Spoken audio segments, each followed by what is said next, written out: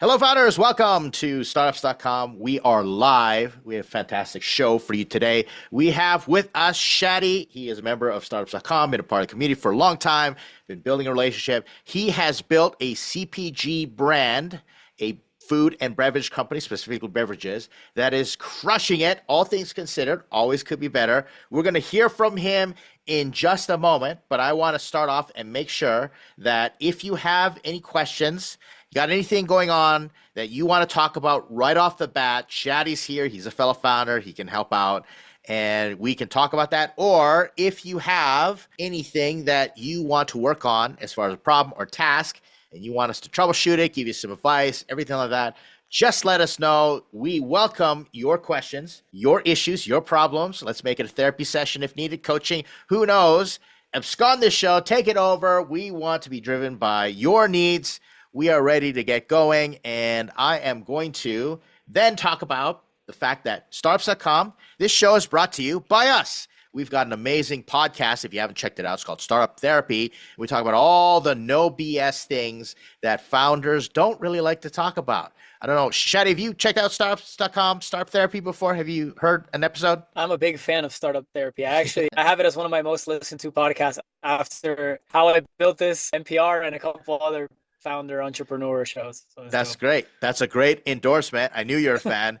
It's hosted by Will Schroeder, our founder and CEO, and Ryan Rattan, our chief marketing officer. And they talk about topics such as should kids follow in our footsteps, evolution of workers, assume everyone will leave you year one, was mortgaging my life worth it? This is a question that we're going to ask Shadi. Is it worth it? That's the question we want to be asking ourselves. This is super hard. What's my startup acquisition worth? Is my ambition my enemy? I think this was inspired by my life there. Is ambition my enemy? So check out the Startup Therapy podcast if you want. And once again, load up those questions. Shadi, welcome. Always thank you for doing this for us. Give us an introduction, who you are, what you do, what company you built. Thank you so much. Well, hello to everyone that's logged on. I didn't know that those drawings of the Startup Therapy were so good. I only listened to it, but I never really seen the illustrations. They're so good. Yeah, so my name is Shadi Adassi. I'm the founder of Milonga Yerba Mate. We are the world's first cannabis-infused yerba mate beverage. So for those of you who don't know, yerba mate is a naturally caffeinated tea that's grown in South America. We consume it a lot in the actual tea form in Argentina. My family comes from Argentine descent. And so we launched a beverage that has both the natural caffeine from yerba mate as well as THC and CBD. I actually did this whole process through Startups.com, so I'm a big fan of Ed and Will and the rest of the team. So yeah, big shout out to all you guys. All right. We have your website loaded up here. Gorgeous. As I've showed this to investors and other people, and they've all said, man, the packaging is great, fantastic. And you are online, you're selling direct. Let's talk about the beginning of this journey. You start off first doing the loose leaf yerba mate, and then you expanded. What made you decide to expand your product line into this cannabis infused? Yeah, so that's a great question. We launched the brand, the actual brand Milonga was launched in 2020. That's a side project, like most founders. I'm sure they can relate that they start with like, dipping their toes in the water, seeing what's up. So we launched actually selling the loose leaf tea. We would just buy it in bulk, repackage it. We would do some infusions with like CBD leaves and stuff like that. And then at around 2022 is when we realized, okay, let's put it in an RTD format. The average American is not going to sit down and brew, a loose leaf tea. It's also very bitter in its raw form. It's a very bitter tea. We in Argentina love it bitter, but obviously it's an acquired taste. So we were like, let's put it in ready to drink format. And then as we were kind of dabbling in that, we were also testing out how THC and CBD complement caffeine. So it was a really kind of a synergistic approach, and like, let's give the consumer something that's not just a THC seltzer. And it was a perfect storm because the category was growing still. I mean, it's still in its infancy, right? But the category now is much bigger than it was when we first started. And we did some tests, and it was some really good consumer feedback in the beginning. And that was always a risk. But I remember in the beginning when you showed up and you were just a young buck founder, bright-eyed, bushy-tailed, the world is your Still am. oyster. Yeah. And Still I, am. I remember thinking to myself, okay, another tea ready to drink in a can. Do we really need to add another product to the SKU line in the supermarket? And so you began looking at it. And obviously, the whole cannabis, THC, that whole world is just at the beginning. That must have been a little nerve wracking to take that risk to go into a new space.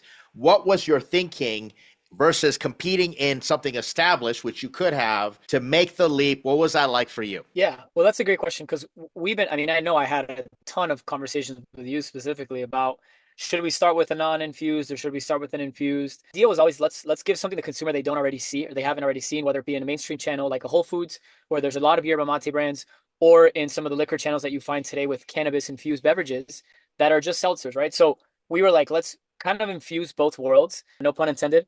And that's where we started realizing, like, okay, because we're giving the consumer a different experience, then the consumer is going to ask for these types of products more and more. And to be honest, I mean, we don't really find that there are many people that are doing the approach that we're doing where it's functionality with cannabis. It's not just, drink this product to feel the effects of THC or drink this product just to feel the effects of caffeine. There's more to it. And that's why we always put innovation first. And I know that with you, we've had a ton of conversations of like, okay, how do we innovate? What angle we take? What routes? There's a bunch of different channels to go about this and obviously limited funding. So it's an interesting space to be in. Okay, you know what? I just realized I am woefully prepared for this conversation. I'm not going to do you justice. Hang on 2 seconds. Hang on. Yes. So here we go. What is it you're pulling out? I am a fan. I have tried the product and I put it through its paces. Jen tried the product. We had a taste test and we sat around, we drank it, and then we waited for us to just start tripping or have a psychedelic experience or something like to fall asleep, go and want to eat a bag of chips. Like we had no idea what was going to happen. And then I went and I shared it with some of the other investors, other people I know. Hey, what do you think? You shipped out some product to them. I tried with some CEOs, and they all said the same thing, and that was my effect there. And this is a plug, and we're going to include all Shadi's information in case anybody's watching this wants to know.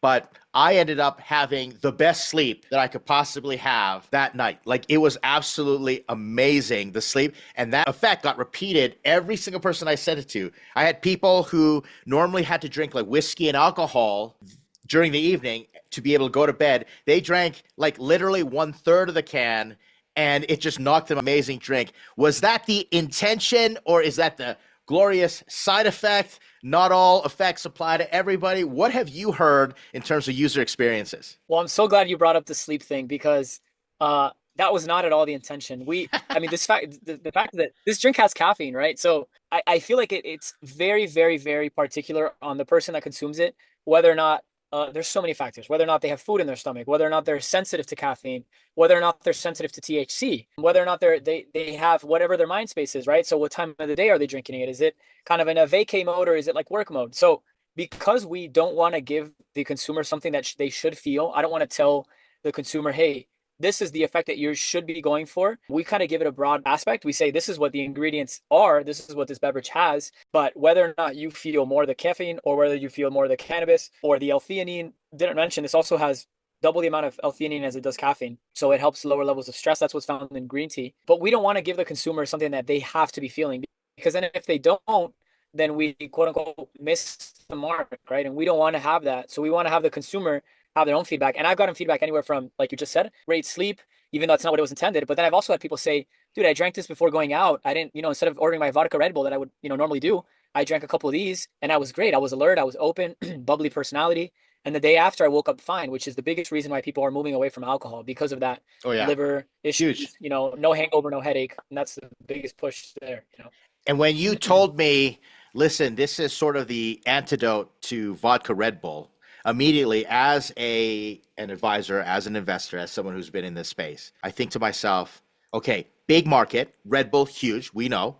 And then vodka, alcohol, big market. And if we can change the behavior and have people drink something natural like this, and I'd been studying what's going on with THC and I connected with doctors and I've done my due diligence in the beginning because I could have easily said, hey, I don't believe in this cannabis stuff. I think it's, the gateway drug. Everyone's going to be doing heroin next type stuff. But I got real opinions from doctors and I went and did a lot of research and that's the reason it's full endorsement. Let's get back to the product in just a moment. Let's talk about raising funding, okay? Let me set the stage for everyone here. Raising funding for CPG companies is super hard, especially when it comes to startup investors, angels, people used to startup investing. It's a completely different world. And so we had to send Shadi down a little bit of a different path. I'm not going to go send this product to A16Z, not yet anyway. Sequoia's not going to look at it.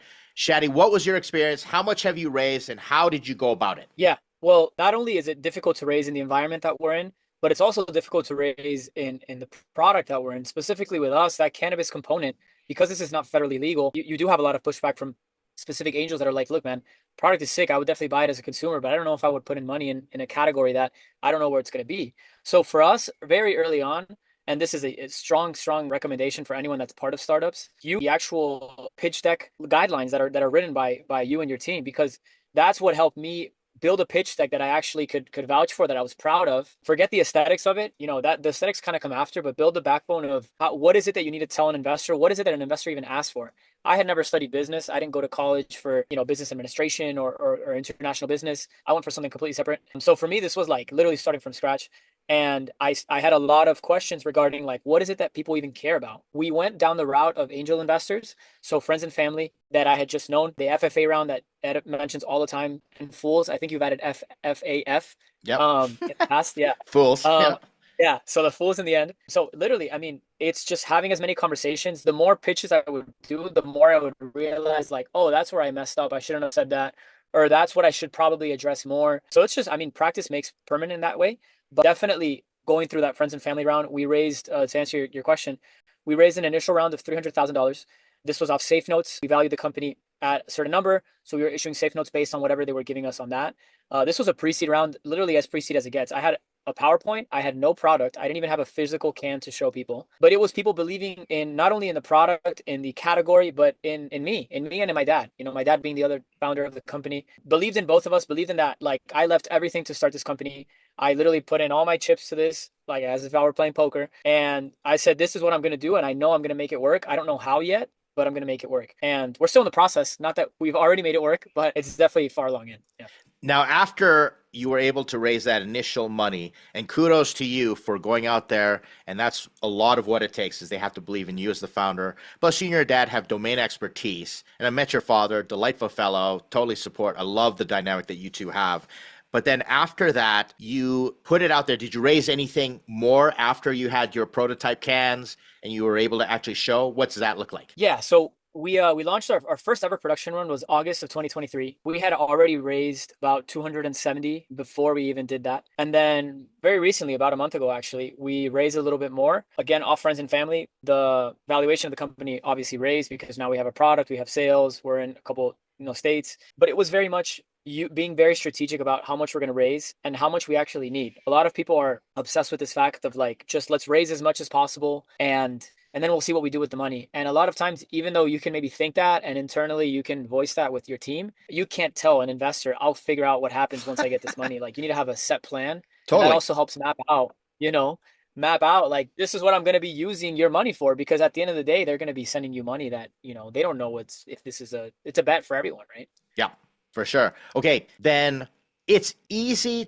these days to go out and say, I have a formulation, relatively easy. I know it's difficult when you're adding the whole cannabis aspect to it, but I know plenty of entrepreneurs that went to co-packing facilities, went to labs and said, I want to create this, whatever drink that it is. Let's put in packaging, spend the money, and you got to do a minimum order quantity.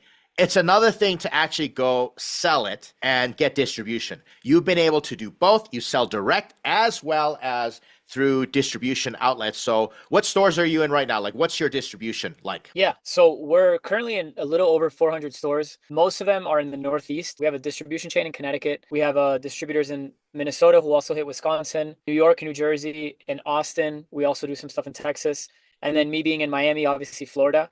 Then we have one-off stores that purchase anywhere in the country, like, any state where this is legal, you can purchase. I could send it to you and you'll have it within 3 days at your house or at your Sure. store. So a lot of this is building distribution channels, and that's where the strategy comes in. Like, do I want to build my D2C channel more and hit direct to consumer and have them buy on the website, or do I actually want to go after distributors that are going to put this in stores and then follow up with the stores, follow up with the end consumer as well? 400 stores is nothing to scoff at whatsoever. How did you do it? How did you get the first one? Because going from 0 to 1, that's super hard. Now, obviously, going to 1 to 100 is a whole other story. But 0 to 1, that's where most startups and founders die.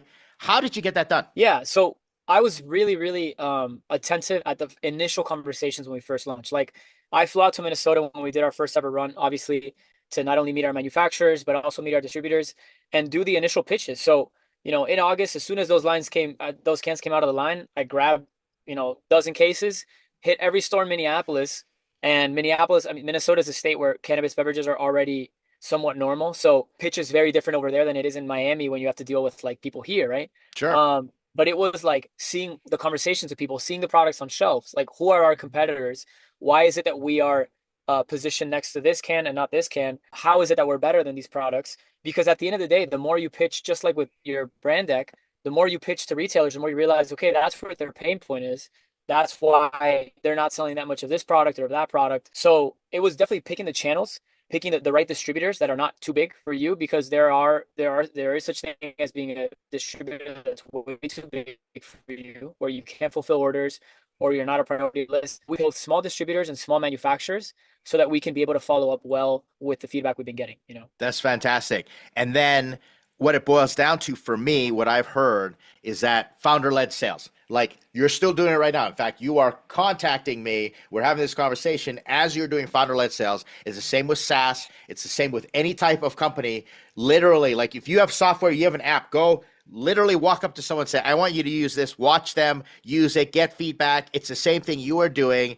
It's really grinding it out. And that's been the secret. And, you're all in on this, which is one of the reasons you're a great founder to invest in and to follow, and just letting everybody else out there know, if you want an introduction to Shadi, you want to invest in Milonga, let me know. More than happy to get you some good terms on that. Let's talk about direct to consumer. What has that looked like in terms of social media, marketing, advertising, and getting product out, like setting up a website? What does that look like? Yeah, it's a lot of steps, and that really depends. Like my experience and what I can speak on can be very different from what maybe some of the founders that are watching the show are, where they have multiple founders, right? They have like the person doing online, the person doing distribution, the person doing marketing. I'm still wearing most hats. My dad is wearing some of the other hats, but we've realized like we need to pick our battles, because there's only 24 hours in a day, and we need to know what channels we're going to go after first and then see off that and pivot our strategy to that. So when we first launched, it was retail. Like we even barely had a website. The website was not at all appealing, but I was just interested in, I want to sit down, I want to have people try my product, and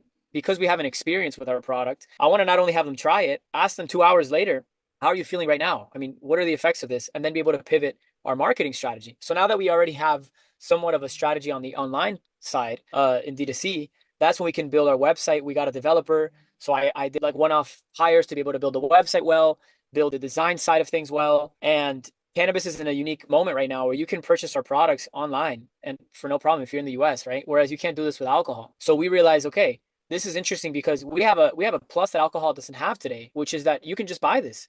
Yeah. If you want to buy a six pack of Bud Light, you can't have this shipped to your door. You need to go through a third party app, being Drizzly or whatever, other delivery services. Whereas with us, no, we're getting the sale through Shopify. We're on Shopify. So for us, like the channel is very new still. I'm learning as we go. I'd love to give you a bunch of answers, but I don't have them. But what I do know is before we went that online channel, I realized what are my strengths and what are my weaknesses. I said, let's go retail first and then build D2C after. That sounds like a great strategy. Play to your strengths until you get enough critical mass and you have people coming in and helping you out.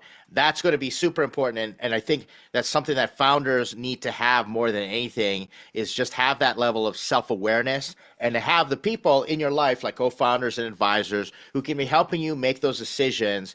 Super important. Okay, Shadi, I know you're super busy, so I don't want to take up any more of your time. My last question to you. No, not at all. Okay, last question to you, and then we can let you go because we can end this segment. If you had to give a piece of advice to a founder out there that wants to do, let's just do food and beverage overall as a whole, not necessarily just a beverage, but food and beverage, that sort of vertical, and they're just getting started. You know all the people at Startups.com. They're in the infancy, early stages. What's the one most important piece of advice that you would give to CPG food and beverage founders? That's a great question. Oh man, one word of advice. I gotcha. Yeah, I think it's just, especially with something that's so uncertain, you need to really trust in your product before you can have someone else trusting in your product. Like, I can't expect to hire people and have them believe in the product if they don't see me grinding 10 times more than they are, or believing in this product more than they are. I think a lot of times, and I fall into this myself. I'm not, saying that this is not normal, but a lot of times we ask ourselves all these questions of like, am I doing this right step? Am I doing that right step?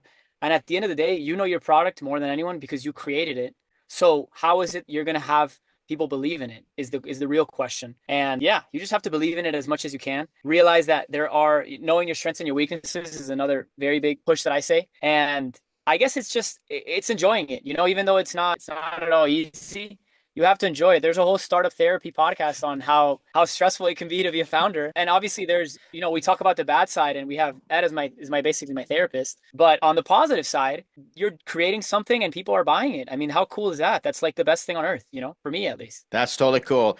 You have cracked about $500,000 in sales, if I'm not mistaken. Aren't you in that range? Close, yeah. Right? And you're only one distributor away from cracking that million. 0 to million is super tough. 1 to 10 is hard, but 10 to 100 million, they say it's inevitable if you've learned all your lessons possible. So we're going to be rooting for you, Shadi. We're going to have you back on talking to our founders, things like that. You and I are talking about how do we collaborate more together? How do we get you more involved in different places? How do I get more involved? Looking forward to these are the types of relationships that I totally love. I love founders like Shadi, and I love the community because I get to meet founders like this and cool products. So looking forward to that. Shadi, I'm going to let you go and say thank you very much for spending this half hour with us.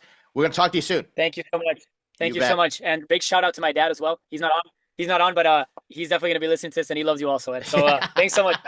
All right. Talk to you soon. Take care, man. All right. Okay. So I thought what I'd do is just because of connection issues, and I don't want to take up too much of Shadi's time. He's out there grinding it. You saw him selling. I thought I'd take this time to answer some questions that I know that are going to be on founders' minds when it comes to CPG, food and beverage. We're going to dedicate to food and beverage, CPG in particular. And if you are here with us and you have a question, let us know. Hit that chat button. Jen will ring my bell and say, hey, we got a question, and I want to make sure that we talk about it. Let's go from soup to nuts in terms of how you set up a CPG food and beverage company and how you make it successful as a startup. The first and most important thing is to understand that food and beverage and startup are not necessarily synonymous.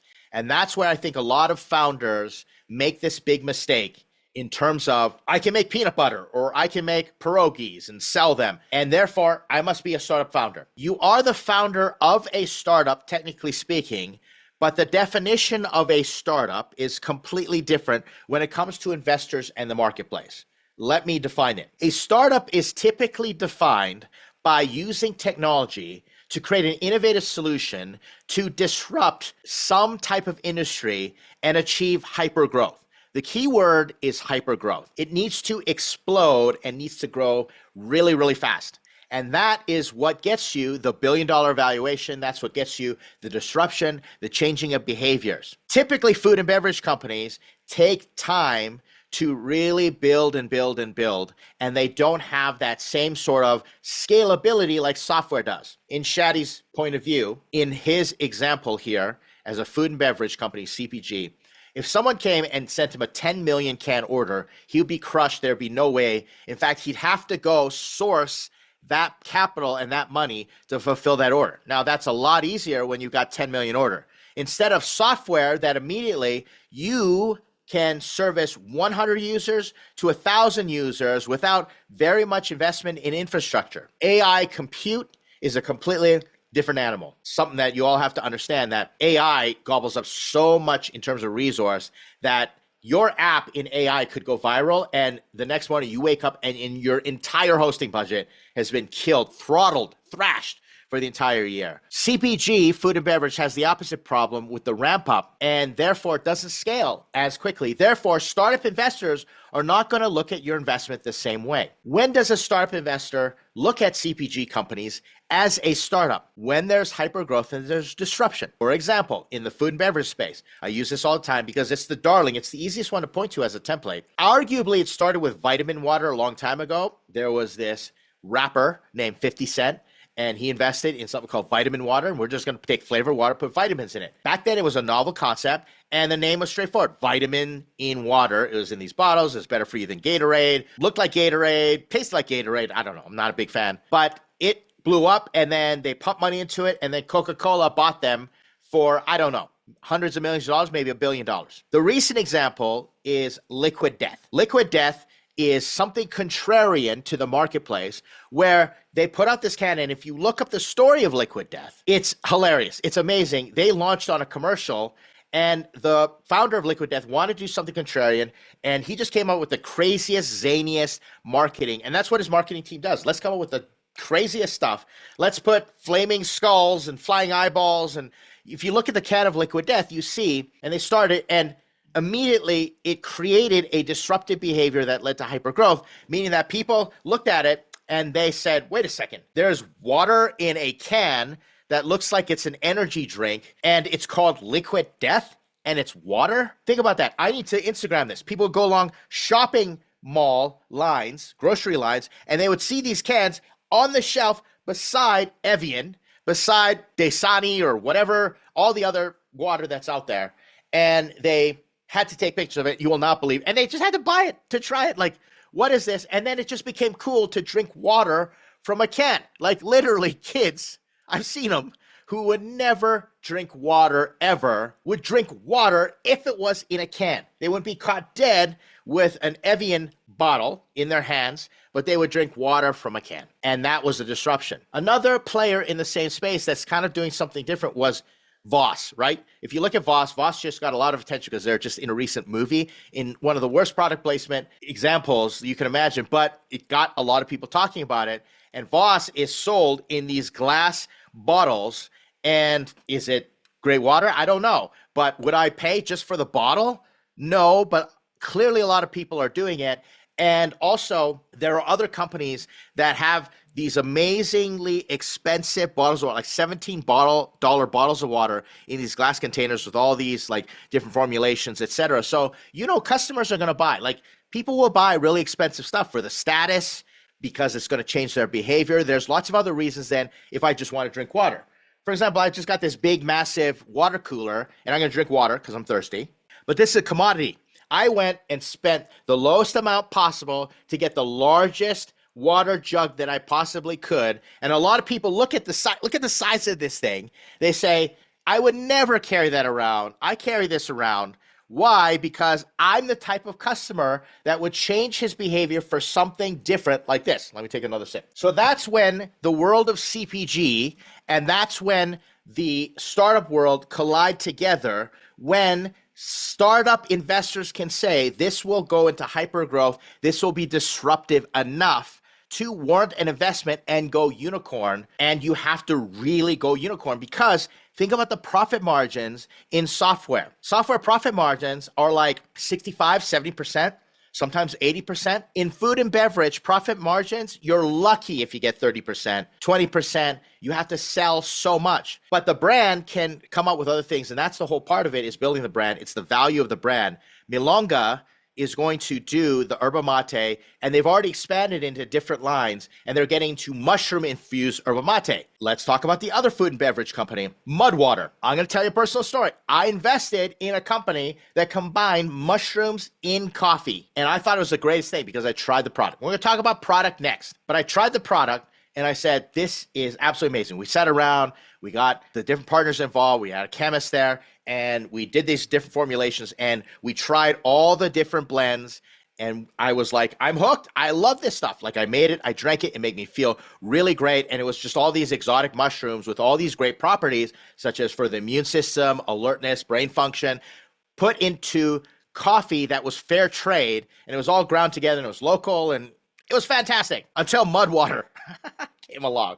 All right. So here I am. We are busting our tails trying to launch this, and we are getting lots of people interested. And then Mudwater comes along, and they just put all these different mushrooms in there. And I saw the social media thing, and it's this cool packaging with this own blender, all that stuff. And so Mudwater, it was death to coffee, acidic coffee. We've created something that you can blend together. You can drink it hot, you can drink cold, changing customers' behavior. That company is going to get investment. All of these companies created products that got into the mind share, and developed a brand that customers wanted to get at, talked about on social media, so investors pay attention. Why? Because investors are saying it's not enough to have a good product. We need distribution. We need channels of distribution. And if there's a brand that can supercharge distribution that way, then investors are going to be more interested because that's math they can understand. They can say, all right, if all these people check out social media and they'll order online, and this is the cost of a Facebook ad,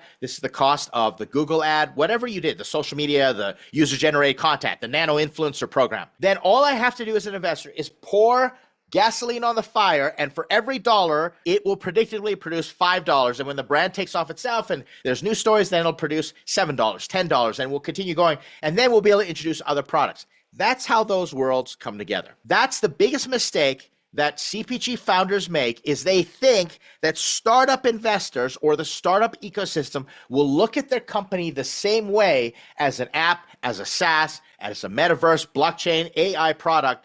It's not the same thing. And that's what I want to say to our community right now. It is apples to oranges. Many principles transfer, which we'll continue to talk about, but they are two different things. So just get your mind and put it into a different frame. And we can help you with that here. If you have questions, let us know. Next, Shadi said something very important. CPG users or people need to be highly invested in their product, need to be fans.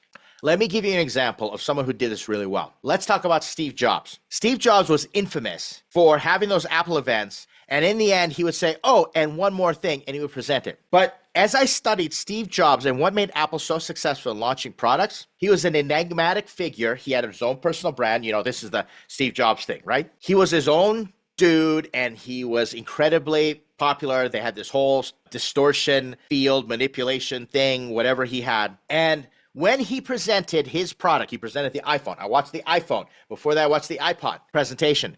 He thought his own stuff was the coolest thing in the world. Hands down. He was like, oh, look at this. And he marveled at his own stuff. And I took that away from him when I was selling my SaaS platform and I was doing these demos on stages and I was going and presenting at conferences.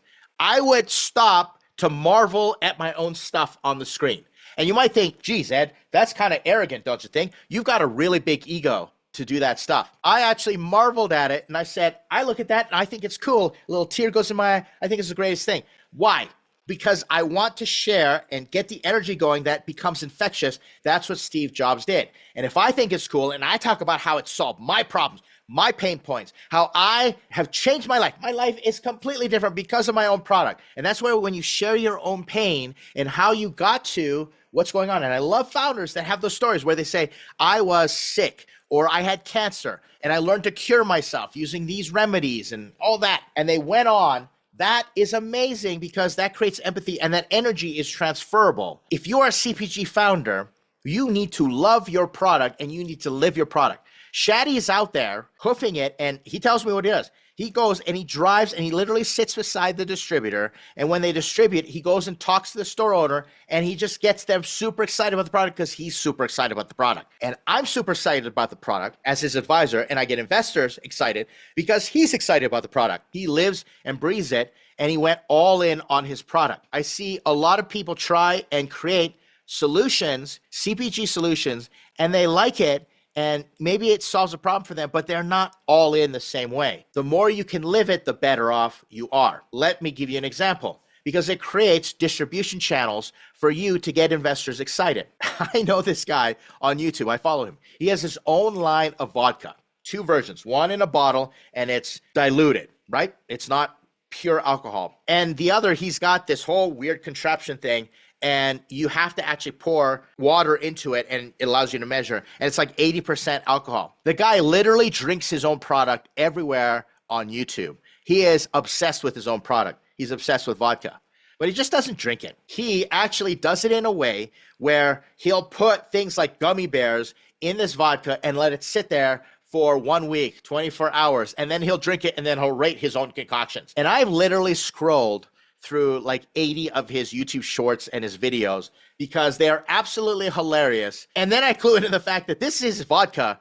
And if I drank vodka, I'd be ordering his vodka because I'm a fan. That is a founder obsessed and into their own product. And if you do that, your energy is infectious. If you hustle and you grind and you execute and you are obsessed, this is any founder, any startup, you're obsessed with the product. You're obsessed with making your customers happy. The same way Jeff Bezos, you could contact him. You could email j@amazon.com. That's what I believe you could do. He would take your customer service emails, your complaints, and then he would send those emails. And I've heard stories from people who worked in Amazon who would get these emails. And all it was a forwarded email complaint for the customer with 3 three question marks, like literally a WTF. You could have just added WTF, and they were like, we got to fix this. And that is a founder obsessed with figuring out how to create a better customer experience. My apologies, I'm rambling a lot, so I have to drink more. If you are not totally 100% all in on your product, how do you expect other people to get 100% all in? Furthermore, how do you expect investors to go all in with their hard-earned money if you're not exemplifying those qualities as a founder? It's really what it boils down to. So I don't care what product you have, you need to live, breathe, eat, sleep your product in every possible way. And if possible, do it out loud.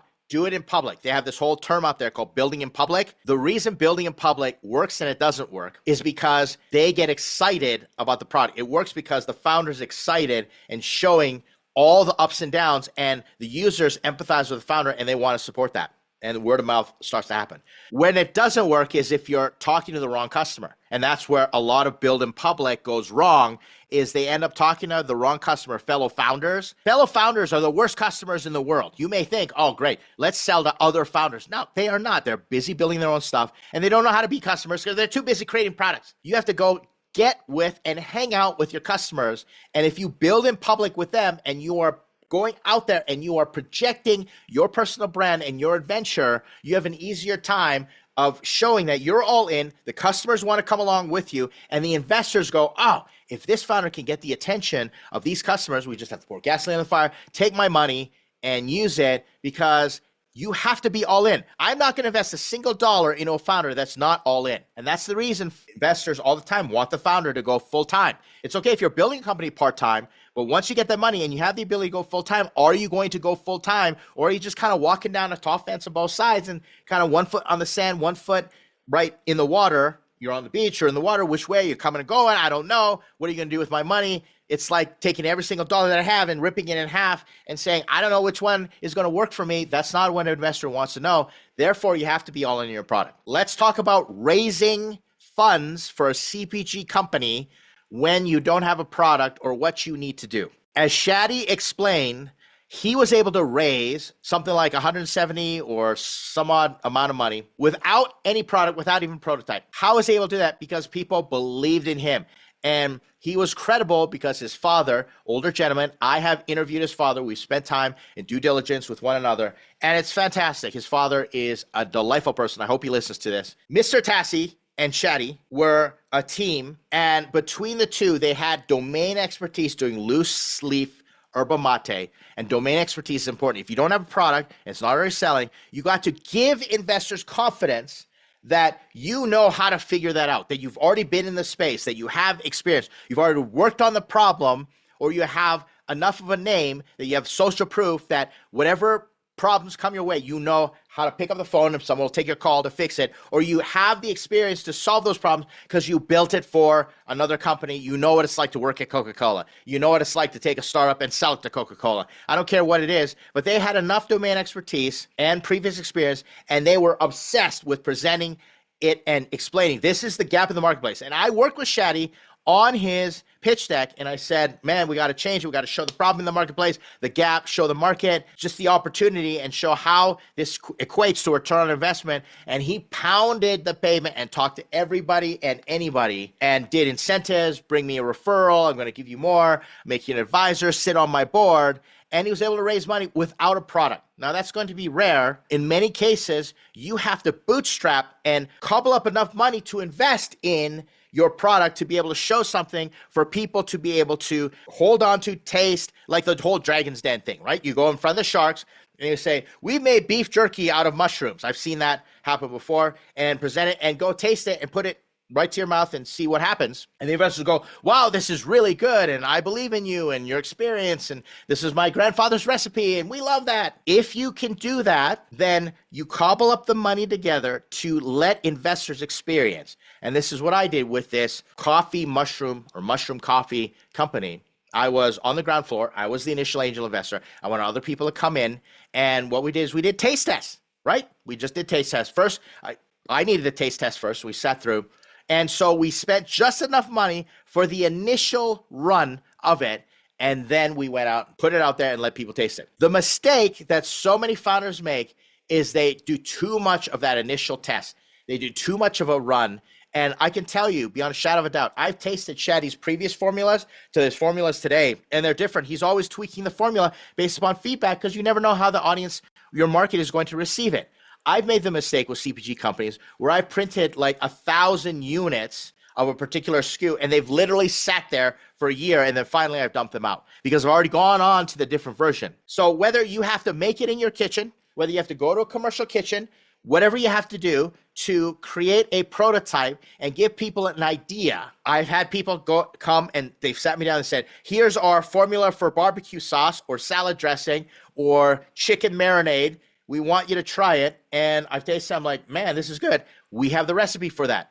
Now my mind can go from, hey, let's take a look at what can be done manually. And now it's a matter of just investing in the infrastructure so we can go to scale. It's a matter of packaging. But the hard part's already done in the sense of there's a product and I like it. And if I like it, I wonder how many other people will like it. Let's go research those things. But don't kill yourself and do so much of the product. I see founders going around, CPG, food and beverage founders, trying to raise hundreds of thousands of dollars for their first run. And you don't even know if it's going to sell or not. First of all, it's super hard to raise that amount of money for nothing that's been sold yet. But what happens if it doesn't sell? How do you know? So you'd rather lose money up front and just make sure that it sells. Your profit margins aren't there. You can't produce in bulk and get those taste tests done and then continue from there.